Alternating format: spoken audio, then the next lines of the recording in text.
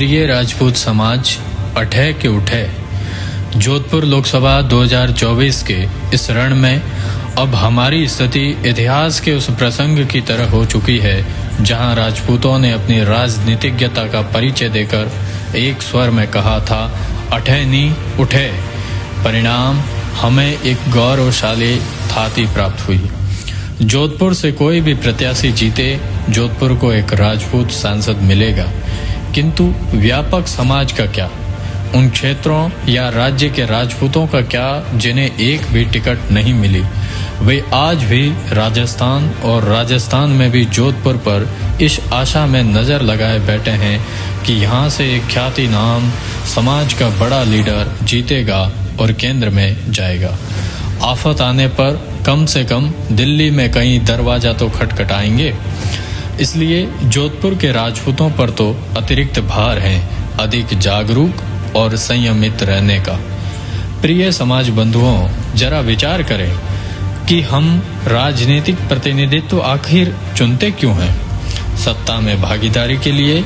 अगर ऐसा है तो फिर किसके जीतने से समाज की अधिकतम राजनीतिक भागीदारी सुनिश्चित होगी? एक स्थापित और शक्तिशाली केंद्रीय मंत्री या एक विपक्ष के सांसद मात्र से?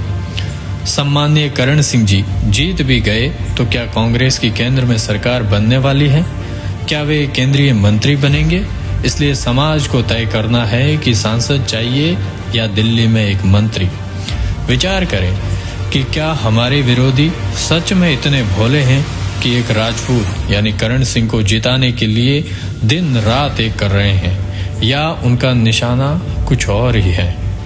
ज्यादा दूर का नहीं तो 2014 के निकट अतीत को ही टटोलिए, जब हमने दाता जसवंत सिंह जसोल जैसे नेता को केवल इसलिए हरा दिया कि उन्होंने काम नहीं करवाए, और आज उनकी जयंतियों और पुण्यतिथियों पर वही लोग उनके सैकड़ों काम गिनवा रहे हैं। पर अब क्या औचित्य जब समय रहते हम संभल नहीं पाए तो? समय की नजाकत को समझते हुए तथा व्यापक सामाजिक हितों को मद्देनजर रखते हुए तमाम शिकायतों और तर्कों के बावजूद भी गजेंद्र सिंह शेखावत जीतना बेहद जरूरी है।